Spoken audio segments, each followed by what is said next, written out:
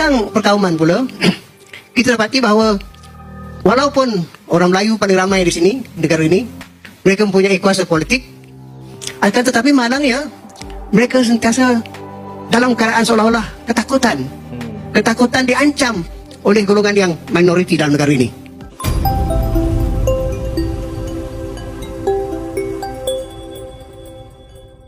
Ternyata tidak semua juga warga Malaysia ini senang dengan istilah ketuanan Melayunya mereka itu.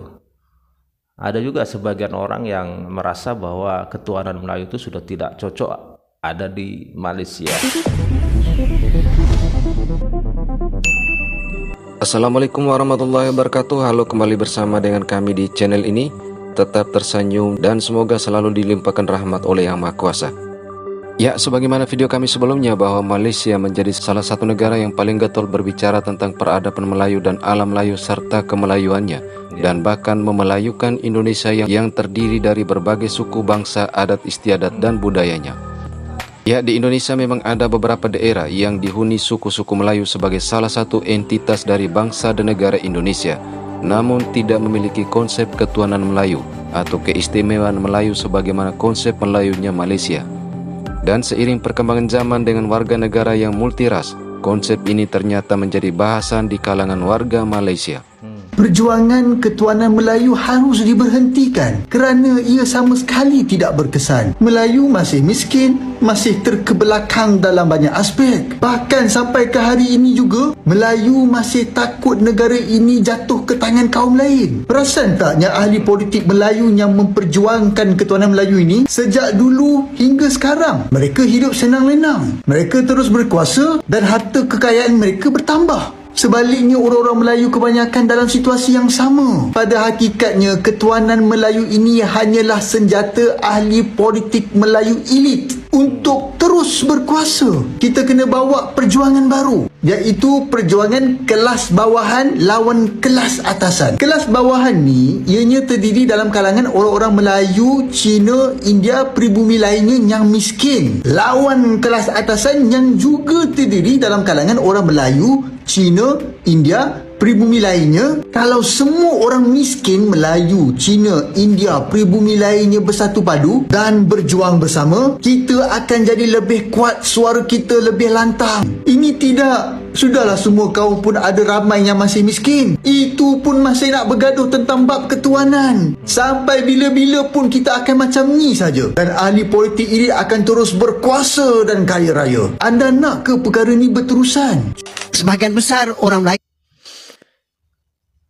Ini ya guys ya, beda kan. Jelas di situ diakui abang tadi bahwa ketuanan Melayu itu harus segera dihentikan. Jika rakyatnya sebagian besar juga mayoritas Melayunya suka dengan ketuanan Melayu, ya sampai kiamat ya nggak bakal selesai ini. Ya gitu-gitu aja Malaysia ini sampai kapanpun. Yang mentaliti mereka adalah konservatif, dan mentaliti ini adalah dipengaruhi terutama sekali oleh pandangan atau sikap feudal dan pandangan atau sikap perkauman. Saya tidak mengatakan semua orang bersifat begitu, tapi sebagian besar orang Melayu sekarang ini bersifat demikian. Ini tertanam dalam mentaliti kita, membuatkan sifat feudal itu membuatkan kita sentiasa tunduk berkuasa raja.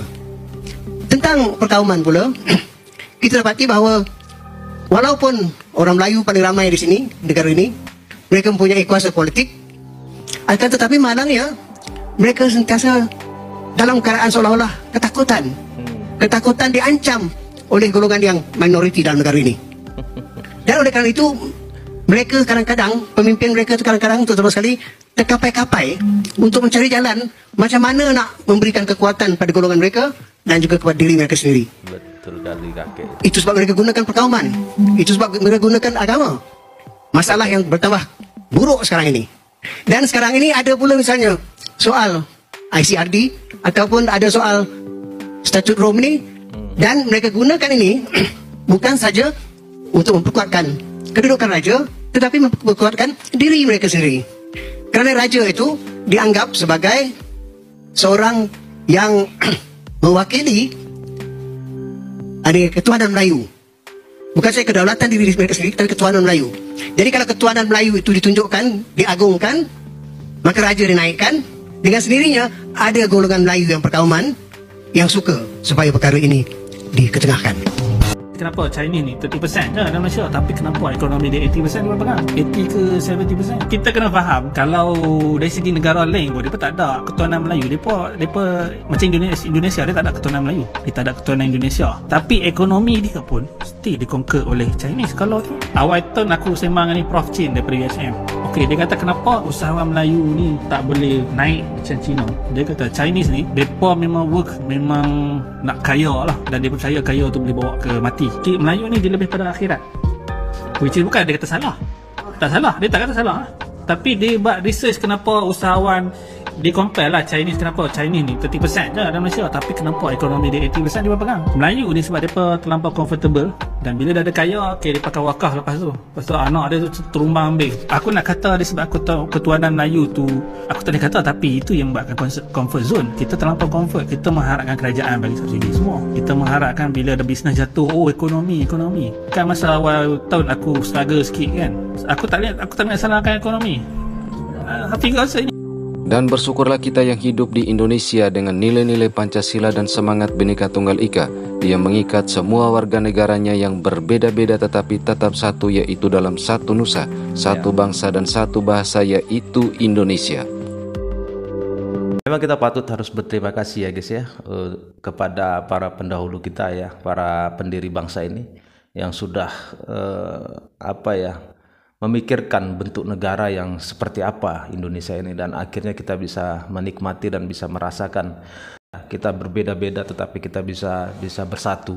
Tidak ada yang merasa dirinya paling hebat, tidak ada yang merasa kaumnya, sukunya paling mulia di antara semua.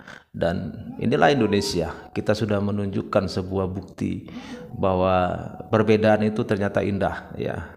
Kita lihat sampai sekarang Indonesia ini menjadi contoh ya, bahkan kabarnya Pancasila ini menjadi banyak sekali orang yang di dunia itu sangat-sangat ingin belajar banyak tentang Pancasila ya, dan mungkin saja mereka ingin meniru konsep Pancasila ini untuk negara mereka ya, karena memang konsep Pancasila kita yang kita miliki ini memang sangat kuat ya, sangat kuat menyatukan kita semua ya dengan Bhinneka Tunggal Ika-nya. Mari kita jaga guys negara ini sampai selama-lamanya supaya negara ini tetap seperti ini, menjadi negara kesatuan Republik Indonesia. Jangan sampai kita terpancing oleh segala macam apapun itu, hal-hal apapun itu yang ingin merusak bangsa ini. Jika kita mudah terpancing dan terprovokasi, maka Indonesia ini akan hancur lebur,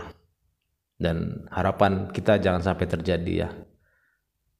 Kita harus tetap jaga, harus kita rawat negara ini, karena besar itu bukan karena persamaan, tetapi besar itu karena perbedaan.